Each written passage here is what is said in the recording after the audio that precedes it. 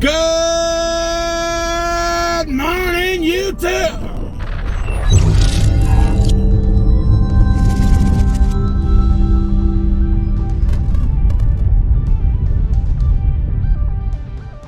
Okay, I cannot tell a lie. I will never lie to y'all. I never lied to you, and I never will lie to you. It's not morning. It's flipping noon. Woo! It is right now 12 o'clock in the PM. Still at the TA that I stayed at last night. I had my alarm set for 6 a.m. I got up at 6 a.m. Turned the alarm off, kind of turned on YouTube, see what was on or whatever, and what I missed overnight or what have you. Went and scrolled on Facebook, went looking on the load board, looking for a load. You know, to follow this load up I'm going to go pick up. And about 7, I said nope. Nope. I went back, I laid back down. The intention wasn't to go back to sleep, but that's what happened ultimately. So I went back to sleep. Why? I ain't trying to be no overachiever. We don't overachieve on this channel, damn it. We do it once, we'll be expected to do it every day. Anyhow, it's noon. I went back to sleep for a couple hours. I was up by like 9:30 or so. Looked at the clock and I was like, alright, well, I guess it's time to wake up for real. Again, still searching the load board, trying to find a load on a Sunday to follow up my load when I drop off in Miami tomorrow, which I still have yet to go pick up, which I'm an hour and a half away from to pick up. I'll get that done here in a little bit. No worries. I don't think there's going to be a worry anyway, depending on, you know, of course, what happens during transit. But I'm going to have to leave there and get down towards Miami. As far as to where I feel comfortable enough to where I'll make it plenty of time tomorrow, but I will also be able to find parking around 4 or 5 o'clock today, right? So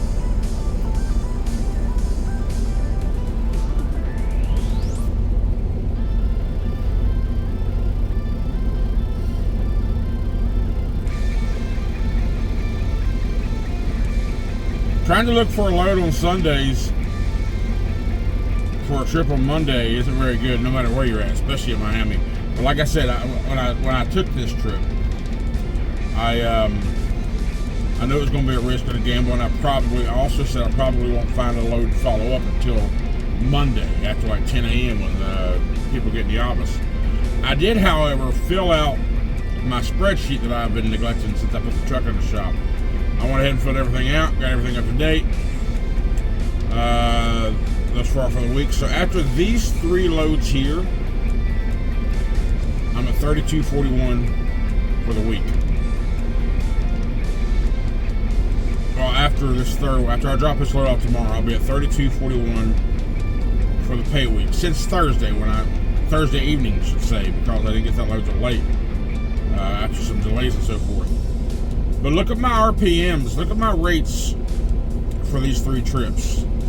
Rate 1 was $204 per mile. That was a $1,200 trip for 591 miles total. The second load I dropped off yesterday was $2.35 per mile. That's after 378 miles. That's $831.29 for that rate. And the one that I'm doing today is $1,206.48. 472 total miles at $256 per mile. So my gross average RPM is 229. My cost per mile right now is $1.63, so I'm netting 66 cents a mile currently this week. So if I do get another trip, which I'm sure I will tomorrow afternoon, then that numbers will just get better. But if I don't, for whatever reason, get another trip tomorrow, then I should be able not to get fuel until Tuesday after the fuel cutoff. So we'll see how that works out. Numbers are looking decent on paper. Numbers are fine, actually. I mean, not great, of course. Right now, it shows my net truck is 933 net. So, not where I want to be. I need one more load. One more. We'll see how that works out. Anyhow, that's it for now. I've already done pre-trip. Let me get this day started and get over to our pickup. All right, I want to see y'all something that I noticed during pre-trip. Notice the side panel. So it's pretty much level with the sleeper, right? That's the driver's side. Let's go look at the passenger side. Now, it looks pretty much the same, yeah? For whatever reason, I know my truck obviously, but for whatever reason, something caught my eye back here, and to me it looked a little bit further out than it should be. So I get back here, I'm looking at it. I'm like, I push on it. Look at that. So I get back here. See the top bracket? There's a bolt missing. Now, that's not something that I normally check on a pre-trip. Flanges being out like that, bolts being missing in that area. I just happened to catch it because it looks wonky to me. But where I was at the TA, there was no shop. But I'm at a Lowe's here at Speedco now. I'm gonna see if they have a bolt to look at that. I don't have any way of doing it. So, but you know what I'll be checking from now on? Bolts that I never looked at. So my response was, or the response that I got was, shut up, Linda. That isn't considered light mechanical. I said putting a bolt on is not light mechanical. You said that deals with the frame and body. It's not classified as light mechanical. Okay, well, I guess my question is, would you have a nut and bolt I can buy, and a wrench or a socket set that big that I can borrow, put it on? Say, well, what size do you think that nut and bolt is? Well, we got some bolts. I was like, well, I don't know, because I don't have any tools that big, but I'm guessing just from me having to take tow hooks off my company truck at one time, which are under the hood, that nut was about a 5/8. This, just by memory, looks about similar. He went, oh, no, we ain't got it that big anyway. You generally, with things that big, we got to order it ourselves. I'm like, well, okay. You're just the first place that I had an option, or that kind of caught my eye in, and I stopped here. So being Sunday, dealerships are out of the question.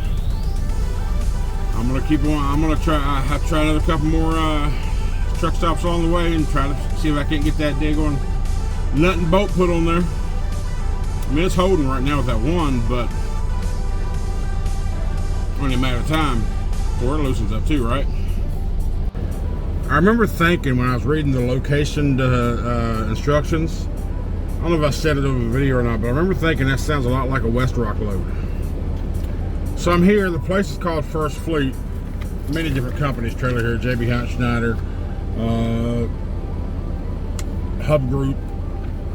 That's about all I see around me. But a lot of intermodals.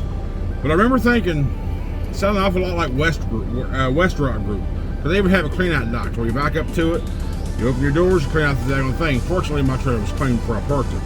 But yeah, I got my papers, and it is going to Cornet Paper Products. Now, what I got is I got the giant paper rolls. I got 7 giant paper rolls, weighed at 37,775 pounds. So giant paper rolls. So the good news about that is it takes usually about 6-7 minutes to unload paper rolls once you get in the dock. So yeah, I just found my trailer, my loaded trailer.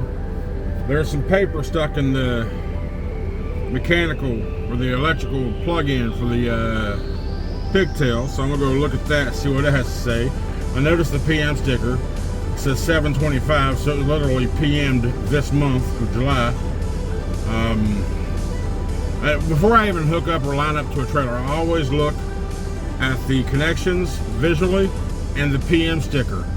Because you don't want to do your whole pre-trip and all of a sudden figure out, hey, this damn thing's out of service because of expired inspection. It's a big deal for DOT. Also, like yesterday, for example, the empty that I got, and I was only taking the empty like 40 miles, but no. It was a loaded trailer that I was taking from Indianapolis to, I don't remember if it was loaded or the empty, I don't remember. I just know that I had to have, I called SCM because it didn't have a PM sticker on it.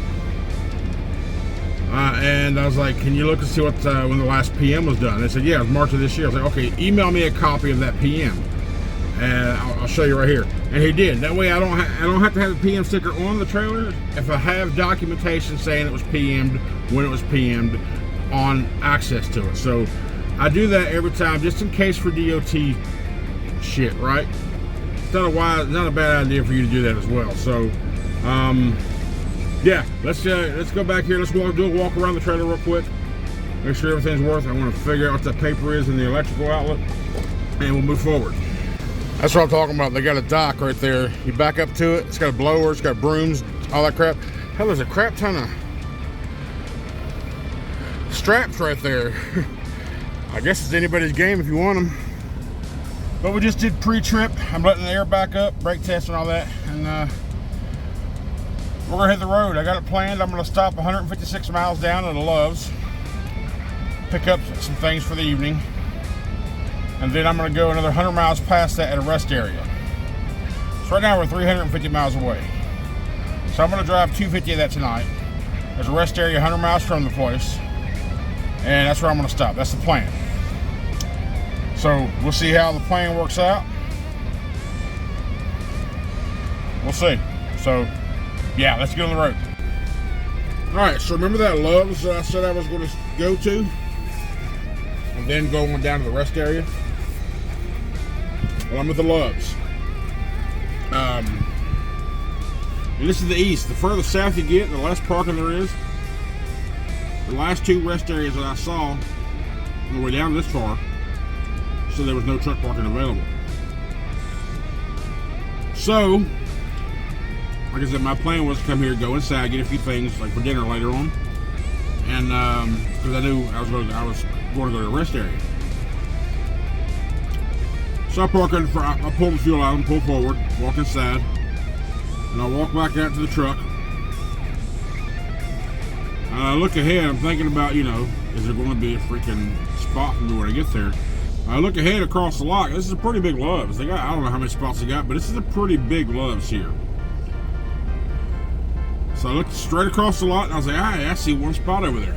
Because on the way around the lot, around the fuel pumps to begin with, past the shop and all that, and these two rows in front of me, there's no spots. But I saw one right here. I was like, all right, that's my sign. So I'm staying here for love. I'm 212 miles away, 3 hours and 20-minute drive. Now I don't have to be there at 1 o'clock tomorrow. So it makes sense for me being proactive or underachiever or lazy or whatever you want to call it.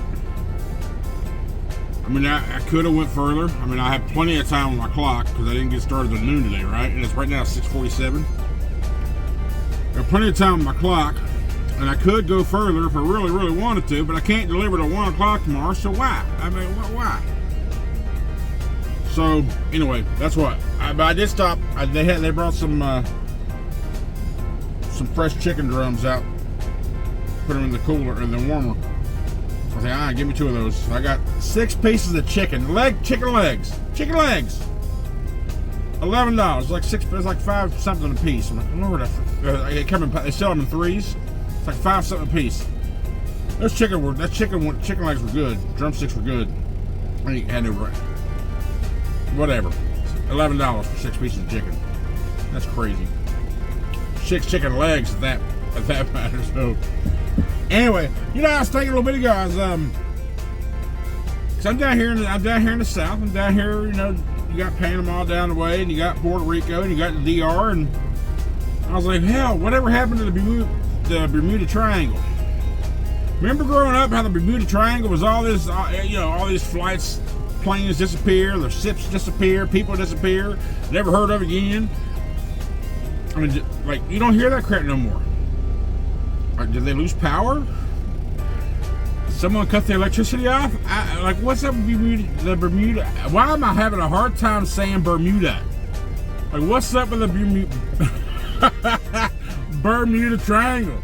What the hell? Where'd it go? I'm curious. I don't know. Random thoughts a truck driver has driving down the interstate. Anyway, today's the 28th. Well, you'll be seeing this on the 29th. So that means there's 2 more days to take advantage of the Keep It Simple t-shirt. Keep It Simple Stupid t-shirt. And then I'm deactivating it. And then I'll start telling you, I mean, it's already on the site. I'll tell you why, what, and how what I chose for the August shirt. I think I'm gonna do a design every month. Probably not going to do the CT Transports design every month. I don't know, it's my brand, right? But people want something cooler than just saying, "Hey, this is his brand, business name." So we'll figure out some designs and try to do a cool monthly shirt.